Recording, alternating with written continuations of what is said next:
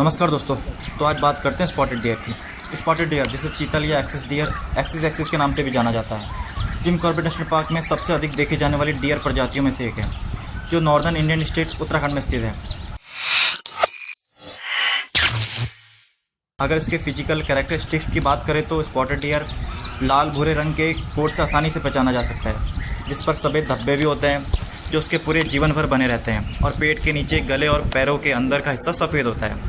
इसके साइज़ की बात करें तो मेल आमतौर पर फीमेल से बड़े साइज़ के होते हैं, और इनका वजन 30 से 75 किलोग्राम यानी कि 66 से 165 पाउंड के बीच हो सकता है। और इनमें जो एंटलर होते हैं, सिंग सिर्फ मेल में होते हैं, जो लंबाई में 1 मीटर यानी कि 3.3 फीट तक बढ़ सकते हैं, और ये सिंग हर साल झड़ते हैं और फिर उगते हैं। इनके हैबिटेट की बात करें तो spotted deer Jim Corbett national park के अंदर घास के मैदानों, जंगलों और वाटर बॉडीज़ के पास के क्षेत्रों सहित कई तरह के निवास स्थानों में पनपते हैं। ये विशेष रूप से पार्क के खुले घास के मैदानों के शौकीन हैं। इनकी रेंज की बात करें तो ये पूरे पार्क में व्यापक रूप से फैले हुए हैं, और इनको अक्सर झुंड में चढ़ते हुए देखा जा सकता है।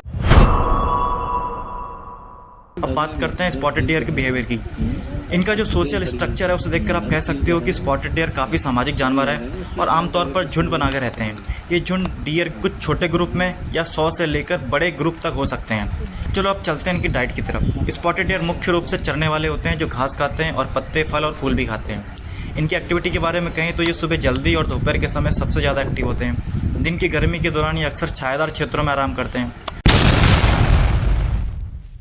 अब बात करते हैं प्रीडेटर्स एंड थ्रेट्स की।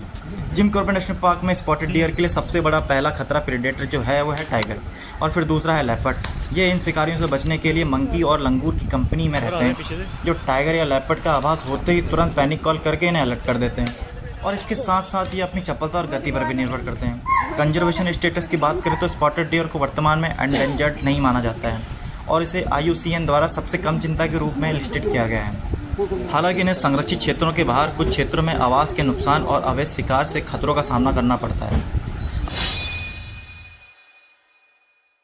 अब बात करते हैं importance of the ecosystem. Ecosystem में इनकी इंपॉर्टेंस क्या है। स्पॉटेड डियर टाइगर्स और लेपर्ड जैसे लार्ज कार्निवोरस जानवरों के लिए प्राथमिक शिकार प्रजाति के रूप में खाद्य श्रृंखला में महत्वपूर्ण भूमिका निभाते हैं, और साथ में सीड को यानी कि बीज को डिस्पेरल करते हैं, जैसे फलों और अन्य पौधों की सामग्री का सेवन करके ये बीज को फैलाव में मदद करते हैं, जिससे फॉरेस्ट इकोसिस्टम के हेल्थ और रीजनरेशन यानी कि पुनर्जन्म में योगदान मिलता है।